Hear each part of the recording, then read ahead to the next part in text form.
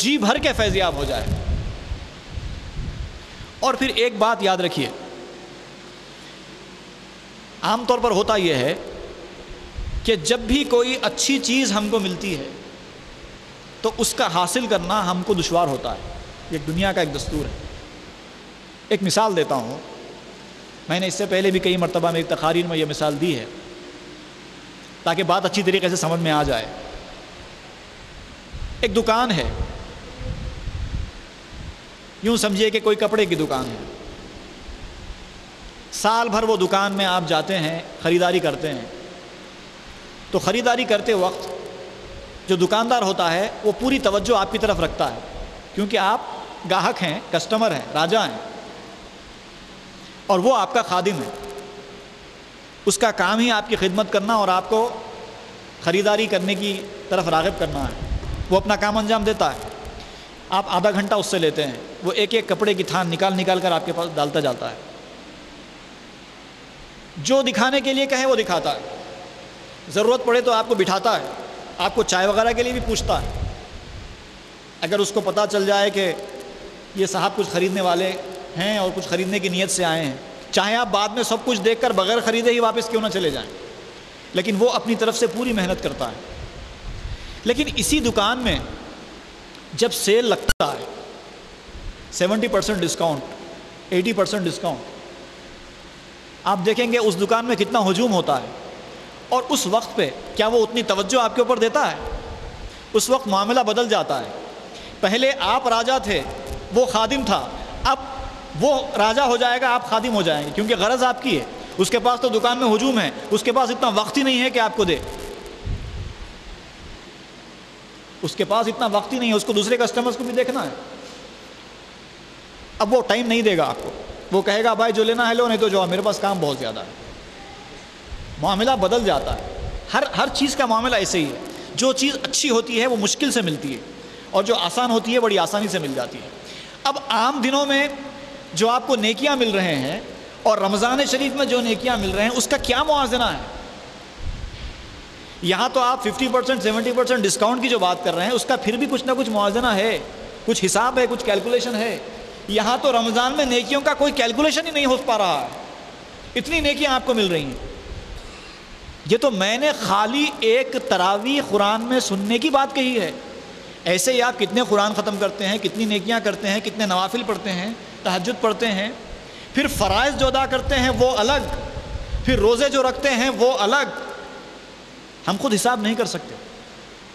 اللہ تعالیٰ کتنی نیکیاں اس مہینے میں دے رہا ہے۔ پھر شب قدر کا تذکرہ تو الگ، ابھی آپ سن رہے تھے کہ 1000 مہینوں سے بھی زیادہ بہتر رات، وہ الگ۔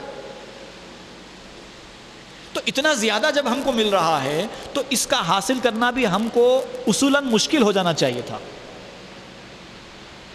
عام دنوں سے یہ رمضان کی نیکیوں کا حاصل کرنا ہم کو مشکل بنا دیا جانا چاہیے تھا، لیکن اللہ تعالیٰ کا فضل و کرم دیکھیے کہ عام دنوں میں جو رکاوٹ نیکیوں کی طرف ہمارے ساتھ تھی اس کو بھی قید کر دیا۔ جو بھٹکایا کرتا تھا ہم کو عام دنوں میں نیکیوں پہ جانے سے، اس کو بھی اللہ تعالیٰ نے قید کر دیا، اور کہہ دیا کہ دیکھو جو رکاوٹ تھی، جس کے بارے میں تم کہتے تھے کہ اس شیطان کے بھٹکاوے کی وجہ سے ہم نیکیوں سے دور رہے ہیں، ہم اس کو بھی قید کر دیتے ہیں۔ اب تو آ جاؤ، ہم تو دینے کے لیے تیار بیٹھے ہیں، کتنی نیکیاں چاہیے، کتنا فضل و کرم چاہیے، ہم لٹانے کے لیے بیٹھے ہیں، اپنے خزانے کھول کر بیٹھے ہیں، صرف تمہارا کام ہے کہ تم آؤ۔ اس شیطان کو ہی قید کر دیا۔ یہ مبارک اور رحمتوں والا مہینہ اتنا سب کچھ دے کر پھر ایک شب قدر بھی دے دی، جو 1000 مہینوں سے زیادہ اہمیت رکھنے والی ہے۔ یعنی ایسی بات کہ اس رات کیا جانے والا ایک عمل 1000 مہینوں، دیکھیے مہینہ جو ہوتا ہے وہ کم از کم 29-30 دن کا تو ہوتا ہے۔ 1000 مہینوں کو آپ 30 سے ضرب دے لیجئے، 1000 مرتبہ نہیں ہے، 1000 مہینے ہیں، اور ایک رات کو 1000 مہینوں کے برابر کہا جا رہا ہے۔ یعنی 1000 30,000 دن، اور دن ہی نہیں، دن بھی 24 گھنٹے کا ہوتا ہے، رات تو 24 گھنٹے کی نہیں ہوتی، کیونکہ مہینے میں دن اور رات دونوں شامل ہوتے ہیں۔ اب ہم حساب کرتے بیٹھے رہنا، اللہ تعالیٰ تو بے حساب دے رہا ہے، یہ حساب کتاب صرف ہماری عقل میں بات آنے کے لیے ہے، تاکہ ہم کو اندازہ ہو جائے کہ ہم اتنے بڑے مبارک مہینے کو کتنی آسانی کے ساتھ گنوا دیتے ہیں،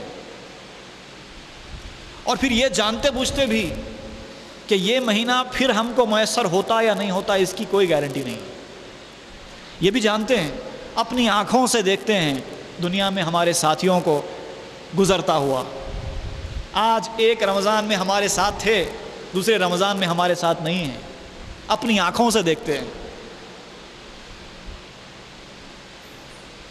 خدا کے وجود کا انکار کرنے والے دنیا میں بہت ہیں،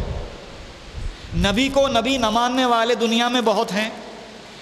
آسمان نظر آ رہا ہے اس کے باوجود آسمان کے وجود کا انکار کرنے والے بھی مل جائیں گے، لیکن دنیا میں ایک آدمی بھی ایسا نہیں ملے گا جو موت کا انکار کرتا ہو، کسی بھی قوم کا، کسی بھی مذہب کا کیوں نہ ہو، موت کا کوئی انکار نہیں کرتا۔ ہر کسی کو مرنا ہے، اور کب مرنا ہے کوئی نہیں جانتا۔ تو اتنی بے اطمینانی کی زندگی، اتنی بے اعتبار زندگی، یہ سب کچھ جانتے ہوئے بھی ہم کو جب اتنا بڑا مبارک مہینہ مل جاتا ہے، ہمارے نیکیوں کو کئی گنا بڑھانے کا مہینہ، اور پھر رکاوٹوں کو دور کرتے ہوئے اس کے بعد بھی اگر ہم غفلت برتتے ہیں تو اس کا مطلب صرف یہی ہے کہ ہم اب تک جو غفلتیں کرتے رہے وہ شیطان کے بہکاوے میں نہیں کرتے رہے، کیونکہ اگر شیطان کے بہکاوے میں ہم غلطیاں کرتے رہے تھے تو کم از کم اس مہینے میں تو سیدھے ہو جاتے۔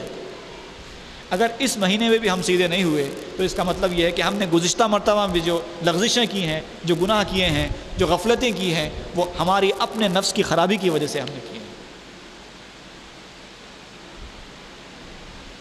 تو یہ جو مبارک رحمتوں اور برکتوں والا مہینہ ہے، اللہ تعالیٰ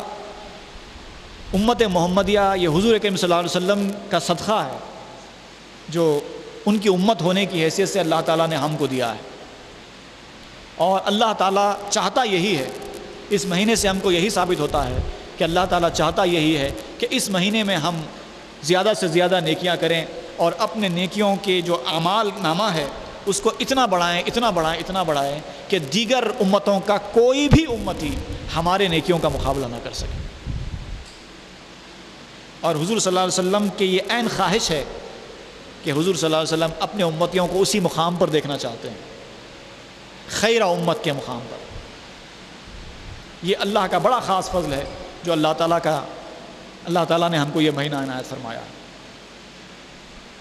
اور ایک بات، رمضان شریف کی آمد سے پہلے جو لوگ اس مہینے کا استقبال کرتے ہیں، یہ بزرگوں کا تجربہ ہے، انہوں نے بیان کیا ہے کہ جو لوگ رمضان شریف کی آمد سے پہلے اس مہینے کا استقبال کرتے ہیں، اس مہینے کی آمد کا انتظار کرتے ہیں، اللہ تعالیٰ اس مہینے میں ان کی نیکیوں کو آسان بنا دیتا ہے۔